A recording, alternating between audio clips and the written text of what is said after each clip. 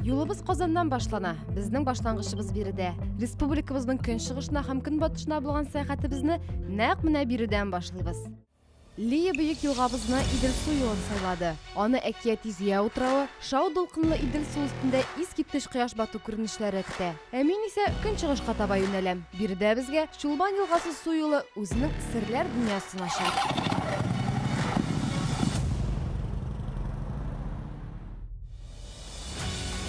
Борынгы заманнардан бирле Чулман елгасы төп су артериясе булуы билгеле. Ул борынгы цивилизациянең төньяк һәм көньяк шәһәрләренең сәүдә юлларын тоташтырган. Туйма һәм Чулман елгалары кисешкән урында иң әһәмиятле форпост буларак инде 1000 елдан артык Алабуга шәһәре тора.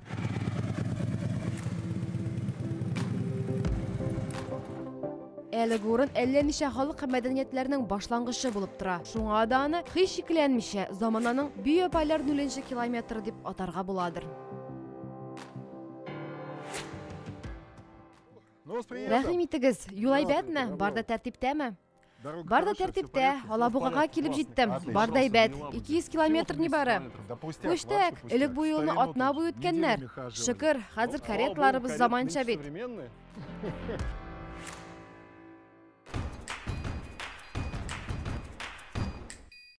Димәк, 200 километр юл узып Алабугага килеп җиттек. Ул республикабызның иң өлкән шәһәрләренең берсе. Рәсми мәгълүматлар буенча, әлеге шәһәргә инде 1000 елдан артык. Чөнки аның турында беренче искә алулар 1007 елга барып тоташа. Биредә хәтта безнең эрага кадәр 5 гасырдагы археологик казылмалар табылган. Без хәзер сезнең белән иң матур урыннарда басып торабыз. Менә моннан туры караганда бу урыннарның биеклеге 50 метрдан артып китә. Шулман исә тигезлегеннән әлбәттә диңгез өстеннән түгел. Бу урынны халык телендә Алабуга шәһәрчеге яисә Алабуга шайтан шәһәрчеге дип атап йөртәләр. Ә гомумән алганда безгә шундый мәгълүмат та килеп ирешкән иде янәсе, бу урын элгәре Бесовград, ягъни җен шәһәрчеге дип аталган. Әлбәттә, Явыз Иванчырында кагазда Бесов өсен ё авазы аша төшереп булмаган әле. Ё хәрефе күпкә соңрак барлыкка килгән. Шуңа да атама ие авазы аша Бесовград, Бесовгородище буларак яңгыраган. Килешәм, бик үк матур атама түгел, бу темага бәлки әйләнеп тә кайтырбыз әле. Ә мәгънәсенә килгәндә шайтан шәһәрчеге изге җир санала. Корбан китерү, гыйбадәт кылу урыны дигәнне аңлата. Шуңа да бу урыннарга карата элек-электән хөрмәт булган. Мәҗүсиләр бирегә үзләренең путларын урнаштырганнар. Мөселманнар бу тауда 920 елда ук беренче таш кырылма төзегәннәр. Аны мәчет дип атаганнар. Христиан дине барлыкка килгәнче үк димәк. Әйе, бик күпкә алданрак. Бу үзенә күрә бер безнең республиканың Стоунхендж-йеме? Шулай дисәк тә була. Шулманның әнә теге ягына карасагыз, киң мәйданны күрергә була. Күз күреме 30 чакрымнан да арта. Һава торышы матур турса, бүген дә Ярчалы шәһәрен рәхәтләнеп күзәтә алган булыр идек. Шуңа да ерактан юлга буйлап йөзеп килгән гаскәр әллә каян күренгән, әзерләнеп, тиешенчә каршы алырга мөмкинлек булган. Аннары инде кемгә нинди бәхет кылмая, кемнедер ипитез, кайберәүләрне ут һәм кылыч каршылаган. Кызыклы риваятлар да юк түгел. Мисал өчен, бу тауларда көн күргән Оракул еланы турында. Ул киләчәкне юри белгән, сүз уңайына әйтеп узыйм. Хәтта Казан патша бикәсе Сөембикә дә бирегә үзенең юл чабарларын җибәрә. Аның Казан ханлыгын яулап алырга теләгән рус патшасы Иоаннга каршы тора алачакмы, юкмы, шуны беләсе килә. Нинди җавап алгансың? Тискәре, Алабуга шәһәре дөресрәге шәһәрнең атамасы башлангычын үгез сүзеннән ала. Ягъни явыз үгез дигәнне аңлата, шулаймы? Әлеге версия баба тел белән бәйле. Хәзер бу сәердә тоелыр. Телләр бихисап күп. Шит телне аңлау өчен аны өйрәнеп кирәк. Элек менә шул баба тел булган. Шул телдәге ел, ап, ук авазлары тизмәсеннән шәһәр атамасы барлыкка килгән. Тәрҗемәсе булайрак яңгырый. Аждаһа бирегә галәмне тудыручы күмерләр урнаштырды. Бу беренче фараз. Икенчесе дә бар. Анысы да бик яшәшрый. Бу сүздә басымны кая куярга белмим, чөнки ул безнең көннәргә язма вариантта килеп җитә. Сөйләм телендә ничек яңгырагандыр, белмим. Алабуга яисә Алабуха. Бу Ибраһим беренче Ибн Мөхәммәднең кушаматы. Әлеге Болгар әмире аркасында биредә җирлекләр барлыкка килә. Алабуганың 1000 еллыгы алдыннан 2007 елда бәлки Ибраһим беренче монда ныгытма төзетеп, үзенең данлыклы исеме Алабуха белән атагандыр дигән фараз да бар.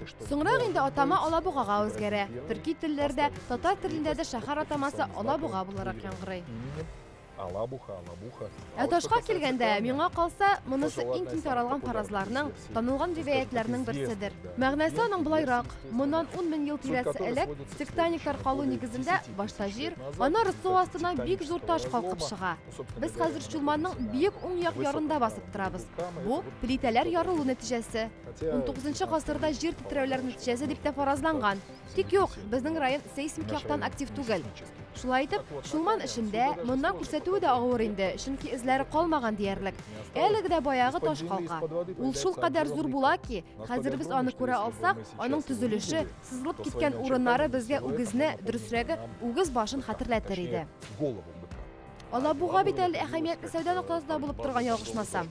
Әйе, әлбәттә, Шулман бөек елга юлы, аңардан башка булмас. Димәк, бу төньяк көнчыгышка бару юлы. Көньяк көнчыгышка, гарәп илләренә диек.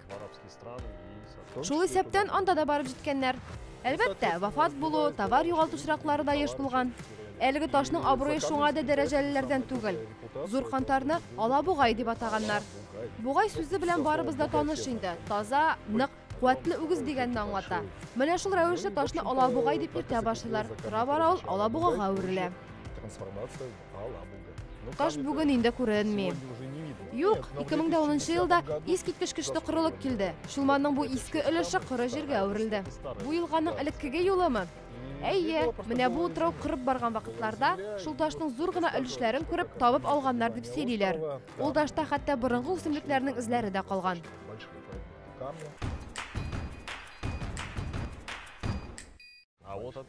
Эзләр турында сөйләгәндә, монда элек аждаһа яшәгән, зур Пермь диңгезе булган диләр. Әйе, монда кайчандыр Пермь диңгезе булган. Иделнең югары яры үзенең археологик казылмалары белән дан тота, чөнки аңарда төрле сөйрәлүчеләрнең, динозаврларның, ихтиозаврларның сөякләре табыла. Алабуга шәһәренә килгәндә мондый күренеш күзәтеләме? Биредә дә аммонитлар, динозавр сөякләре табылмыймы? Бу миңа калса, монда кайчандыр аждаһа яшәгәнне бер дәлил булыр иде. Ошушы, шушушы, сикерүче, шабучы динозавр калдыклары миңа билгеле булган кадәрендә юк, табылмаган. Мамон сөяге, бизонның баш сөяге әйе, табылган иде.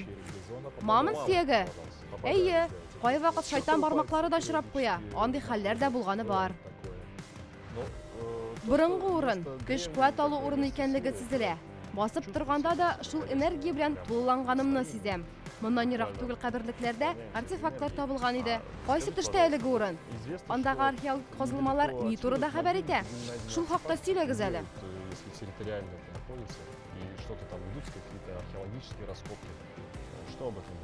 Алдан ук әйтеп куям, хәзергесе вакытта анда археологик казулар алып барылмый. Каберлекләрне өйрәнү процессы да туктатылган. Алабугада туып үскән Капитон Иванович Невоструев Мәскәүдәге Синодаль китапханәсендә эшләгәндә борынгы кулъязмалар, борынгы актларны актарган. Кызык әйберләр дә тапкан. Актак Тимер дә Туйма елгасы тамагына барган. Менә ул Туйма, кечкенә генә елга. Бу урындагы беренче ислам дине пәйгамбәрләре рухына дуга кылу өчен килгән. Кызык бит, килешәсездер. Хәзер ул урында Ананин каберлеге урнашкан. Ник Ананин булуы аңлашыладыр. Янында гына Ананьево авылы бар. Капитан Невоструев Иван Васильевич Шишкинга хат яза. Шәһәр тирәләрен өйрәнүне үтенә. Борынгы каберлекләр урнашкан урында кеше кулы төзегән ныгытма яки курган да булырга тиештер ди. Чыннан да курган табыла. Беренче казулар 19-нчы гасырның 50-нче еллар ахырына туры килә. Нәкъ шушы курган дөньяга өр-яңа тарих битләре, мәдәният турында белешмәләрне ача. Аны шулай ук атыйлар да Ананин мәдәнияте. Электә, хәзер дә биредә әллә кайчанғы ук эшләре табалар. Хәзер табылдыклар кимеде инде әлбәттә. Шулай ук Емельян Пугачев вакытындагы пистолетлар да табылган иде. Дөрес, Пугачевлар да бирегә менгәннәр. Ә инде Пугачев турындагы танылган трилогия авторы Шишков сүзләренә ышансак, Емельян Иванович безнең җирләрдә үзен Петр III буларак игълан иткән чук аяк баскан. Әлеге иҗат җимешендә ул урланган атлар белән сәүдә итүче сыйфатында сурәтләнә. 1773 елның гыйнварында биредә Пугачевның үзеннән башка гына Пугачевлылар пайда була. Ә инде җәй җиткәч, 1774 елның июнендә Емельян Иванович үзе дә килә. Һәм фаразларның берсе әнә моннан күренеп торучы зур су өсе тигезлегендә шул күл буе тирәсендә урнаша ди. Алабугада туып үсүче Станислав Романовский, ул әле соңрак шактый танылган язучы да булып китә. Әлеге күлне Емельян Пугачев күле дип атый.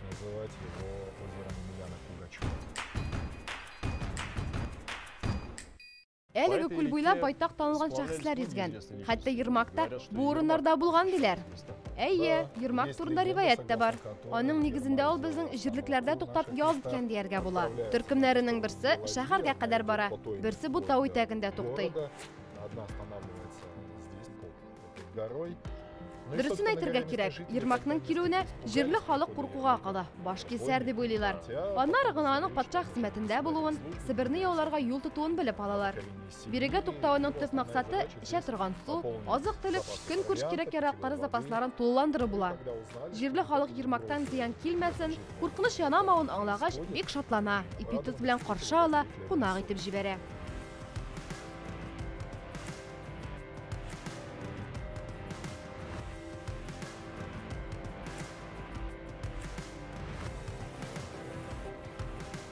Монда кешеләр яшәүче җирлек булуын исәпкә алсак, аны сакларга, төгәлрәк әйтсәк, якларга кирәклеге дә аңлашыла. Һәм яклау өчен махсус система төзелә. Беренче чиратта саклану өчен туфрак өемнәре, икенчесе менә мондый система. Кыйма, казык читән дисәк була. Хәзер бу агачлар бик җыйнак инде, чөнки алар реконструкциядән соңгылар. Шунлыкта 1 метр тирәнлеккә утыртылган нык нарат бүрәнәләр була. Черек агач калдыклары чыккан иде, шуннан чыгып әйтәм. Алар мондый принцип буенча урнаштырылалар. Без булган тау битеннән алып, буяктагы сүзәккә кадәр. Элеккеге чокырлар әлегә күренми. Манарага якынрак килгәч, әйбәтләп карарбыз.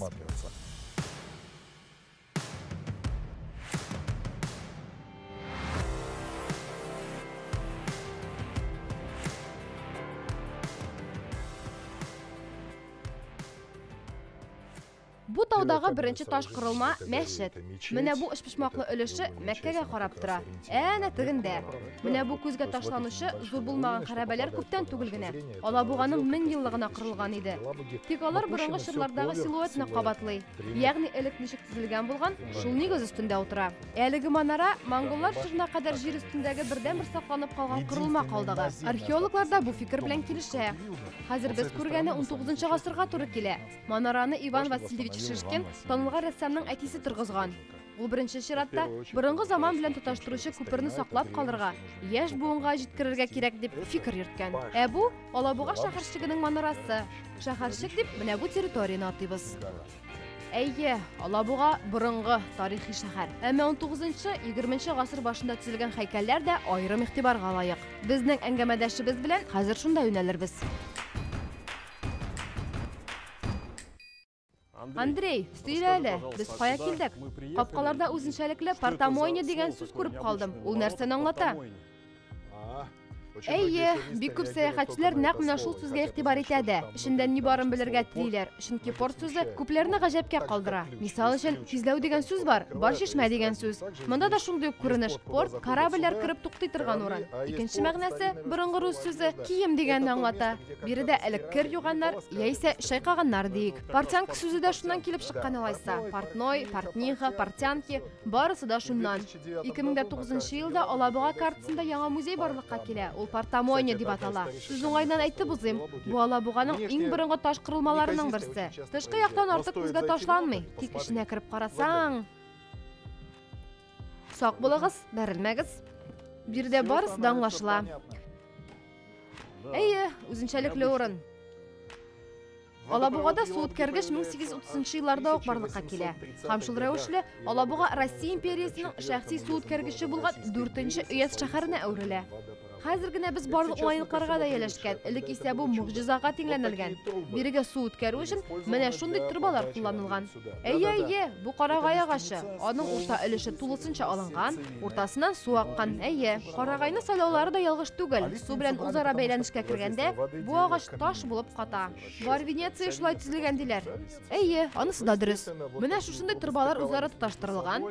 Монысы инде аңлашыладыр. Бирегә кер юарга, юлган кирне чайкарга килә торган булалар. Кайнар суда менә мондый миштәр ярдәмендә файдаланганнар. Кайнар су булуы эшне тагын да җиңеләйткән. 19-20 гасыр буе кешеләр шулай кер юган. Сабын һәм селтә белән юганнар. Кайвакыт хәтта көлне дәшкә җиккәннәр. Берничә үш көлне аласың да, әнә тегенди чиләккә саласың. Шаулап торган кайнар су өстәп, өскә чыккан күбекне алып юганнар да. Боз кебек салкын суда аякны тоту куркыныч, бик тиз салкын тидергә була. Шуңа да менә монда кәлүш алырга мөмкин. Портамойняга керү түләүле, бәясен инде өстәмә хезмәтләрдән файдаланырга телисең, шуннан чыгып үзгәргән. Бу позициядәге манекеннарның берсе очраклы гына урнаштырылмаган. Кул белән кир юган һәр кеше билне авырттыруын беләдер. Озак бөгелеп торсаң, бил үзен бик тиз сиздерә. Шуңа да биредә ялланып, махсус хакка кер юучы хатын-кызлар да эшләгән. Һәм нәтиҗәдә менә мондый кискәләрдән су бирегә ашыккан. Ирганак булып шыкырга агып төшкән. Ишек төбендә күргән булсагыз, анда Марина Цветаевага заманча һәйкәл куелган. Менә шул тирәләрдән су агып чыгып, Туйма елгасына кушылган. Әлеге Партамониянең хезмәтләре белән алабугалылар 19 гасырның беренче яртысыннан 1991 елга кадәр файдаланганнар. Алабуга үзенең һәйкәлләре белән гаҗәпләндерүен дәвам итә. Без юлыбызны Сәүдәгәрләр шәһәренең нәкъ үзәгенә дәвам итәбез. Максатыбыз тарихи урамнарның атмосферасын тою, 19 гасырның кабатланмас архитектура мираслары белән изетләнү. Без хәзер матурлыкның йөрәгендә. Безнең артыбызда бик матур гыйбадәтханә. 1820 еллардан калган Спас соборы. Алабугада гына түгел, бөтен Шулман арты төбәгендә дә иң зур кафедраль собор. Гыйбадәтханә әлегәчә эшли, эшендә реставрация эшләре бара. Алабугада бөтен Россия Спас ярминкәсе торгызылган иде. Августның 1 көннәрендә ярминкә үткәрелүче көннәр бу. Шарага штаб тагын бөтен Россия кыңгырау шыңа фестивале дә уздырыла. Төп үткәрү мәйданчыгы булып, әлеге шаң манарасы тора да. Сүз уңайыннан, кабат 19 гасырларга әйләнеп кайтсак, гыйбадәтханәне бизәгәндә Василий Верещагин да катнашкан. Василий Петрович Верещагин Шишкин белән бик дус була, янына кайтып йөри. 1861 елда 1 елга якын Алабугада тора. Василий Петрович Верещагин соборлар турында сөйлибез икән, Мәскәүдәге Христос коткаручы гыйбадәтханәсе төзегән шәхес дә. Шишкин өчен аның исеме, аның музее, йорты өчен бик күпләр Алабугага килә дә. Иван Ивановичның йорты чыннан да соборның аяк очында гына урнашкан. Ләкин аңа да кирип чыкканчы, гыйбадәтханәнең мәхәббәтлеге белән озак сокландык әле. Аннары шаң манарасына мендек, аннан шәһәрнең искиткеч күренешләре ачыла. Дөрес, анда менеп җитү җиңелләрдән түгел, тик менсәгез, үкенмәссез. Монда сәгатьләр буена аста җәелеп яткан пейзажлар белән ләззәтләнергә, илһамланырга була. Хәзер инде ниһаять легендар Иван Иванович Шишкин йортына якынлаштык. Дөресен генә әйткәндә, Шишкин безнең шәһәрне танытты. Табигать турында җырлаучы, урман патшасы, гомумән алганда да Алабуга рәссамның иҗатында шактый урын алган. Шулман янындагы изге чишмә, Шулман елгасы, аның янындагы изге чишмә, Танай урманы, исемлек озын, бихисап санарга булыр иде. Бездәге музей Шишкин белән бәйле илебездәге, алай гына да түгел әле. Дөньядагы бердән-бер йорт дисәм дә ялгышмам. Бөек рәссам безнең өчен калдырган легендар күренешләр бүген дә бармы? Шишкин рәсемнәрен тудырган урыннарга кеше аягы басмаган. Аларны тануы бик җиңел, алар бүген дә бар. Әлеге уңайлы провинциаль шәһәрне Шишкин гына түгел, Алабуга картасында тагын бер истәлекле урын, үзенең юлын тәмамлаган Марина Цветаева йорты да бар. Хәзер исә шунда юнәләбез. Без Марина Цветаеваның каберенә килдек. Шәһәребез исемен үлемсезгә әверелдерелгән иң танылган шәхесләрнең берседер ул. 41 елның 31 августында Алабугада трагедия булуга карамастан, Марина Цветаева шәһәрне танытты дияр идем. Үлемсезгә әйләндерде. Каберенә килгәндә, еш кына Марина Цветаеваның Алабугадагы кабере чын түгел дигән фаразлар ишетергә туры килә. Я салма урын, якынча җирләнгән урын диләр. Шунда ки, 1960 елның көзендә Алабугага Марина Ивановнаның сеңлесе Анастасия Цветаева килә. Юкка түгел, сеңлесенең каберен табарга уйлый. Зират Петр һәм Павелныкы дип атала, чөнки анда Петр һәм Павелның часовнясы бар. Бу 19 гасырның соңгы чириге. Безнең тел белән әйткәндә, бу зират инкыйлабка кадәр элиталы саналмый. Биредә солдатларны, крестьян, төрле һөнәрчеләрне бер сүз белән әйткәндә, гади шәһәр халкын җирлиләр. 41 елда ул бердән-бер гамәлдәге зират була. Хәзер без сезнең белән басып торган урында төрле вакытларда Владимир Высоцкий, Алла Демидова, Вениамин Смехов, Валерий Золотухин, Булат Акуджава һәм тагын бик күп танылган шәхесләр басып торган. Сүз уңайыннан, әле күптән түгел генә бу урында шундый кызыклы скамья урнаштырдылар. Басып торырга авыр булса, өлкән кешеләр турында әйтүем, утырып торырга да була. Менә монда миләш та юкка гына ясалмаган. Марина Цветаева аерым ачык язган. Красную кисть рябина зажглась, падали листья, я родилась. Марина Цветаеваның туган көне элеккеге стиль буенча 26 сентябрьгә туры килә. Яңасы буенча инде октябрь була. Биредә Марина Цветаеваның иң данлыклы юллары теркәлгәндер мөгаен. Шуннан да бу юлларны зират территориясенә кую бик урынлы. Идешь на меня прохожий, глаза устремляя вниз. Я их опускала тоже. Прохожий, остановись. Алабуга бүләк иткән хис-кичерешләр палитрасын әйтеп аңлатып бетереп булмас. Бүген дә бихисап кабатламас тарихларны барларга, ачылмаган серләр диңгезендә йөзәргә, сәяхәтчеләр игътибарын җәлеп итүче табышмакларны шишәргә буладыр дип уйлаган идек. Шуңа да шәһәр аксакалларының берсенә юнәлдек. Ул безгә Алабуга саклаган иң яшерен серләрне сөйләр. Зур Покров урамында йорт номерын хәтерләмим, 2 катлы йорт бар. Анда Стахеевның сөйәркәсе яшәгән. Бу турыда мин үземнең дустымнан белдем. Ул йорт комитетында эшли иде.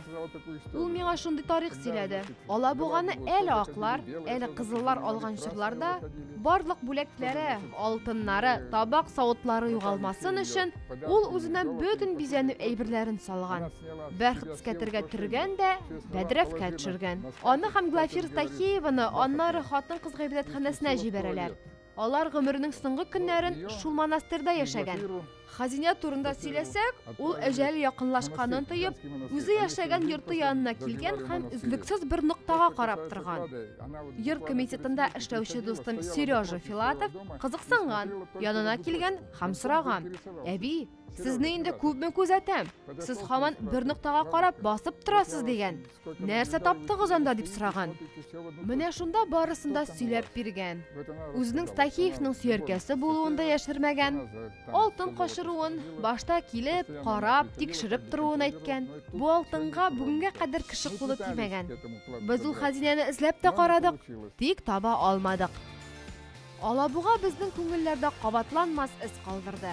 Әлеге уникаль шәһәр үз эченә беренчел чыганаклардан халыклар күчеп урнашу цивилизация тарихын безнең көннәргәчә саклый алган. Без саубулашмыйбыз. Нибары күрешкәнгә кадәр дибез.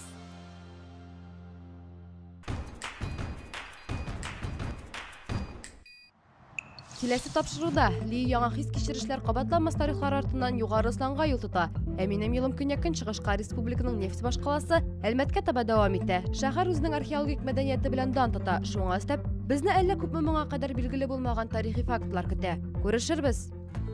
Когда вы заходите в Спасский собор, в зал Спасского собора, обратите внимание на эту фреску. Вы заходите как будто в рай. Потому что это на самом деле фреска рая. Адам и Ева в раю. А когда вы выходите из Спасского собора, эта фреска, выход, выгоняют Адама и Ева из рая. Эта фреска Ноев потоп. Нет, всемирный потоп. А эта фреска выход из Ноева ковчега. Другая фреска. Все эти фрески написаны по Ветхому Завету.